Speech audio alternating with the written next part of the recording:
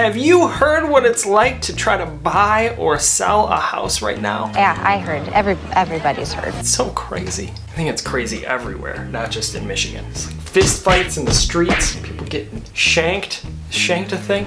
Shank that fool right now. Maybe not fist fights in the streets, but you get the point. Like, people are willing to do pretty much anything to get a house. In this video, I'm gonna tell you exactly what's going on right now in the real estate market and what you can expect if you'd like to jump into it. I'll also discuss what I think is going to happen in the future, and we'll even talk about the real estate market bubble and when I think it's going to explode. You ready?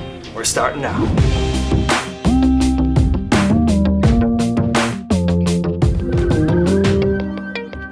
If you're new here and new to me, and my name is Paul, and I make videos about all sorts of cities and towns and areas all over Michigan, so if you like what you see, you should subscribe because there's a good chance I'm going to cover a bunch of stuff that you're interested in, if I haven't already, but I probably will. And if you'd like to buy or sell a home in Metro Detroit, Michigan, reach out because I'm also a full-time real estate agent and I've helped hundreds of people buy and sell homes all over the area, so I can help you too. Just reach out. I'm on the internet. I'm everywhere. You can find me. Just contact me. Hey Paul, I'd like some help. I need to buy or I need to sell. Alright, so the current real estate market is crazy. I made a video about this a little while ago and I thought I would just come on here and make another update so that you could sort of see what's going on or what's changed, if anything has changed. So we still have historically low rates. I mean, they dipped down crazy low to like 2.5%. And there's historically low inventory in the market. This is straight supply and demand type stuff.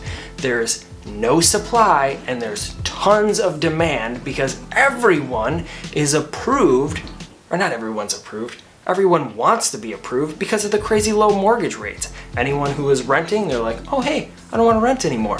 I want to buy a house because it's dirt freaking cheap. That is so cheap. Why? So in a balanced market, we have about 6 months of inventory on the market. So that means if no other houses came on the market, it would take 6 months to sell all those homes. Right now, this market, we have a little over a month of inventory. We have never, ever experienced the market like this, ever. So there's no houses for sale and there's like nothing being built to fill the gap. There's very few new construction homes being built because of COVID. So we had a bunch of the plants to make all of the materials to build homes. They were all shut down. They couldn't make anything. So the price of lumber, the price of everything, the price of nails, everything's going up. Those two things, they don't mix. That makes high prices. So what's happening right now is we still have low inventory and we still have low rates. So because of that, the average home on the market gets 4 offers, at least 4 offers. Now that's average. That's not like the super nice houses. If you see a super nice house, it does not have 4 offers on it. It has a butt ton, a metric butt ton. A what? If butt ton was a thing, it's nuts. That's how many offers it's getting. My sellers in this market have been receiving anywhere from 10 to 20 plus offers all over asking price. Agents will call me and they'll say, hey, can I write it asking price? No, are you crazy? You can't. I mean, it's just impossible. It's not gonna happen. I've had a few people ask me about the rising interest rates. They're like, oh, they've skyrocketed. The interest rates have skyrocketed. They have not skyrocketed.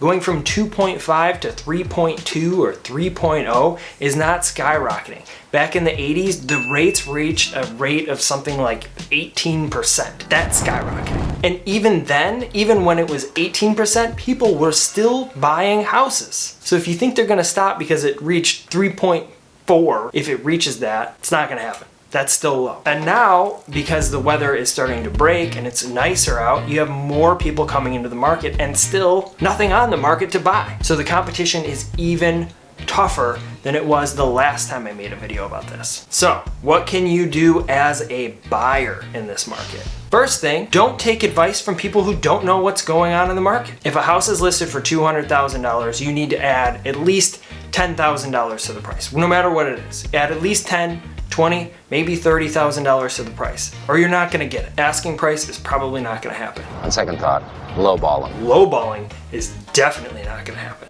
If you're asking for concessions, like money back for closing costs, no.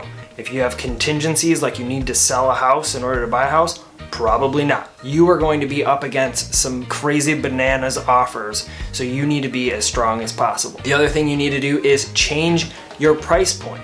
If your maximum budget is $500,000, you should probably be looking at homes that are about $450,000, not at your top of your budget, because again, you're going to have to pay more in order to get those homes. You have to be prepared to pay more, and not just say that you'll pay more, you have to be able to guarantee it. Because if you say, oh, I'll pay $550,000 for that $500,000 house, it means nothing if you can't say, I will pay X amount of dollars over the sales price. Not sales price, I meant appraisal price.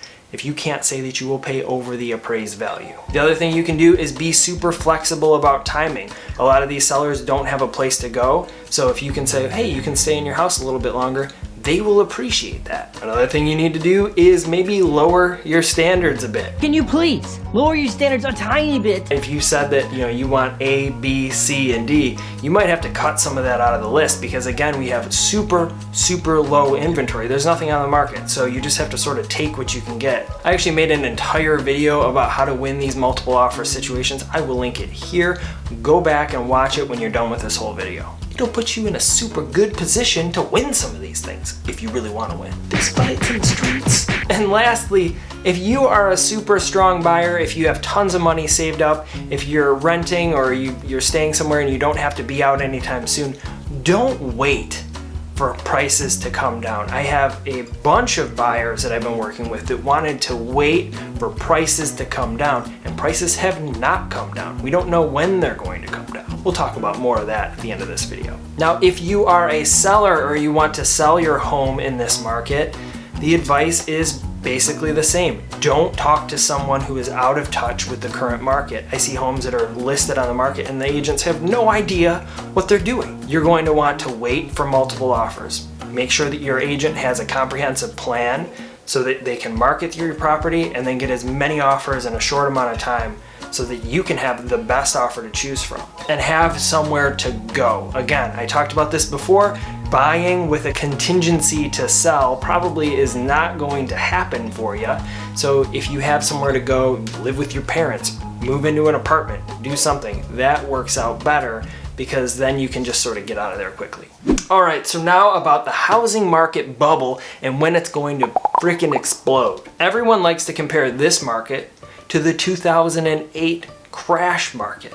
But I've got to tell you, it's not the same, not at all, not even a little bit. In 2008, we had 6 times the number of houses on the market and prices were crazy high. So you remember when I said that we have currently 1.5 months of inventory on the market? We had like 11 at that time. 11. And homes were being built like crazy. You have a ton of new construction that was happening in 2005, 2006, 2007, not happening right now. So you don't have that gap filler. Right now we have very few homes selling at a crazy price, and those crazy priced homes are increasing the value of all of the homes around them. This is not a bubble. This is the exact opposite of a bubble. What's going to happen with this is, even if we have more houses come on the market, we might see some competition die down, but the prices will still continually rise, but a little more steadily. Now, a lot of people are asking about foreclosures. They're saying, well, what if people can't afford their home anymore? Well, think about this. Their price of their home, or the value of their home, is now way more than when they purchased it years ago. So it wouldn't go into foreclosure, they would just sell the thing. That makes sense.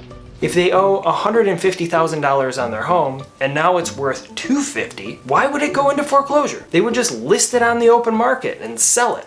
So what are your thoughts on this? Let me know in the comments below. And if you still want to jump into this market, if you want to buy a house or you want to sell a house, reach out if it's in Michigan and I'll help you out. And if you're trying to figure out where you want to live in Metro Detroit, Michigan, check out some of these other videos and playlists around here, and I will see you there.